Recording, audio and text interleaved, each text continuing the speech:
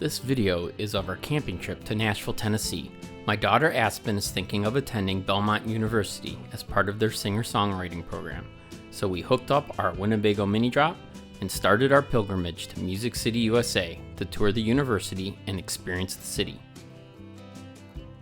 We stayed at the Nashville KOA, which was really convenient.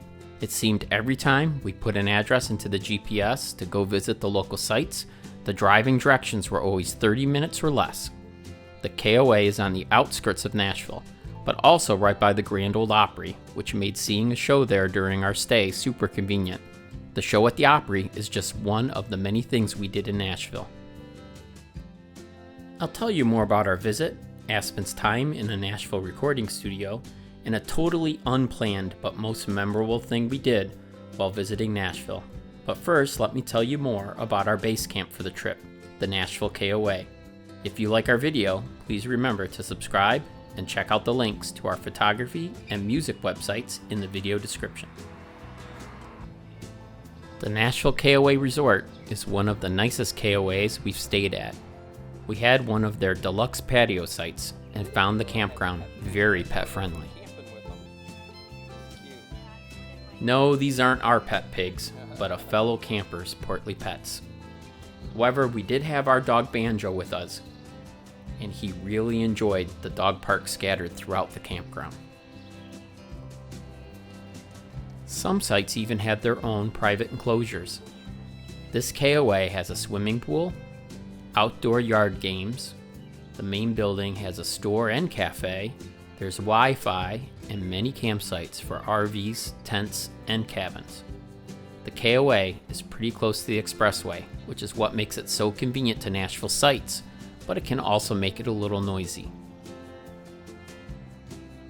We didn't notice the traffic noise much, but that had a lot to do with us running the air conditioner most of the time we were there in July, because it was really hot.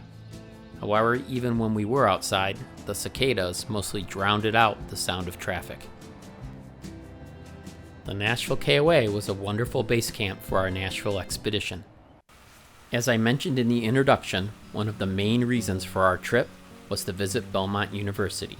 We had never been there before and found the campus beautiful. Founded in 1890 as Belmont Women's College, Belmont has grown into a private Christian university with about 8,400 female and male students on a 75-acre campus, which can be simply described as gorgeous. The grounds include the Belmont Mansion, where the school began, gardens, gazebos, and some of the original statuary from when the mansion was built. Belmont sits at one end of the area known as Music Row, which is known as the heart of the country music industry. Here there's a cluster of record label offices, radio stations, and recording studios that make the core of Nashville's music industry. Belmont is at one end of this area, and the Owen Bradley Park is at the other end. In fact, Belmont owns Bradley's original studio and several other buildings on Music Row. Bradley's studio was opened in the mid-1950s and purchased by Columbia Records in 1962. Here, many of the music industry's greatest artists recorded their biggest hits. Today, these studios are used both as an educational studio for Belmont students, as well as a for-profit studio for today's recording artists. Another interesting site close to Belmont and Vanderbilt University is Nashville's Parthenon. This is the world's only exact size and detailed replica of the original temple in Athens, Greece. When Tennessee celebrated its 100th year of statehood in 1897, one of Nashville's nicknames was the Athens of the South, so they decided to build a replica of Athens' most famous building. The original Nashville Parthenon was supposed to be temporary and was built of plaster, wood, and brick. However, it was so popular that the city of Nashville decided in 1920 to reconstruct it as a permanent structure made of concrete. Nashville is known more commonly now as Music City instead of the Athens of the South. So while we were in town, we had to see some shows. Like I said earlier in the video, the KOA was right by the Grand Ole Opry. So we not only got to see a show there, we also wandered around the grounds a bit during the day, took some pictures, and shopped in their store. One night, we also caught the show, which ended up being emceed by country star Marty Stewart, and was a tribute to his wife, country star Connie Smith. It was a great show. Another night, we went to the 3rd and Lindsey Bar and Grill and saw an up-and-coming roots music star. This was totally unplanned. I was walking banjo at the KOA and met a fellow camper that was walking his dog. We were talking about what brought each of us to Nashville, and I told him my family was visiting to tour Belmont and see the city because my daughter Aspen was thinking of studying songwriting here. He said he was in town to see one of his friends play and that I should bring Aspen to see her. His friend was Amethyst Kia. I had actually been listening to her music on one of my Roots music playlists, so I knew her music, but not her name when he mentioned it. He even had an extra ticket for Aspen to get in, but he didn't just give her a ticket. He also made sure Aspen got a CD, vinyl, t-shirt, and introduced her to Amethyst after the show.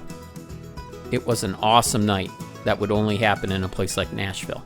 Thanks, Randy. The next morning, we went to the Country Music Hall of Fame and Museum. This 350,000-foot museum includes galleries, classrooms, retail stores, and special event space dedicated to collect, preserve, and publicize artifacts related to the history of country music.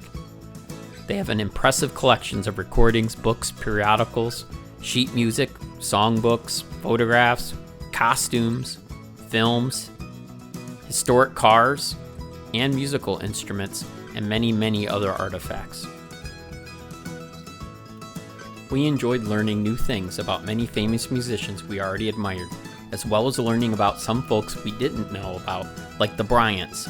They were a husband and wife songwriting team that wrote such famous songs as Wake Up Little Susie, Love Hurts, Rocky Top, and Bye Bye Love.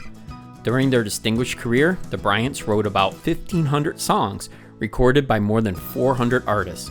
The museum has many of their original songwriting journals on display, but what I enjoyed most reading about was the story of how they met. Bryant met Felice when he performed at a hotel in her hometown of Milwaukee, Wisconsin in the summer of 1945. She was working as an elevator operator at the hotel when she saw Bryant. She recognized him immediately from a dream she had had when she was 8 years old and had been looking for him ever since. She was 19 when they met. After a whirlwind courtship, they married in Newport, Kentucky in September of the same year. They became one of the first to make a living as full-time songwriters in Nashville.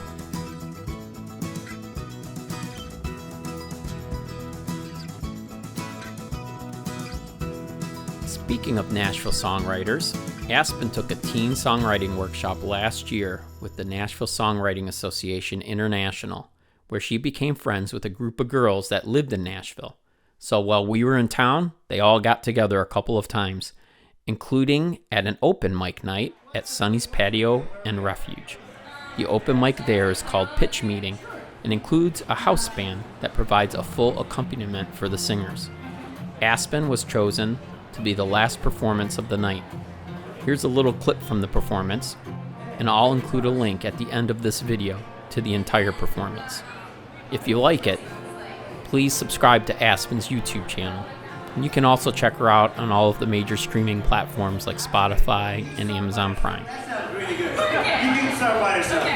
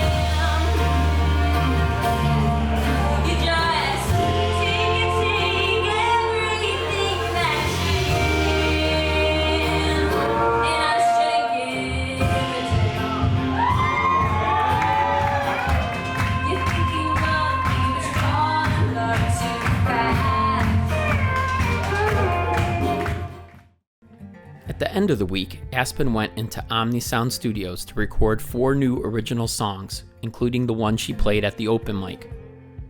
Omni Sound has been one of Nashville's top recording facilities for more than 35 years. Jewel, Taylor Swift, Kenny Chesney, Blake Shelton, Miranda Lambert, Leonard Skinner, and many more have recorded at Omni Sound. Aspen's producer is Dominic Davis, who is best known as longtime bassist for Jack White. However, Dominic is also a coveted producer, having produced music for such well-known musicians as Willie Nelson, Gregory Stovetop, and Green Sky Bluegrass. This is Aspen's second recording project with Dominic, after meeting several years ago when she was playing at the Wheatland Music Festival in Michigan. Yeah, it sounds good. Dominic lined up some great musicians for the recording session.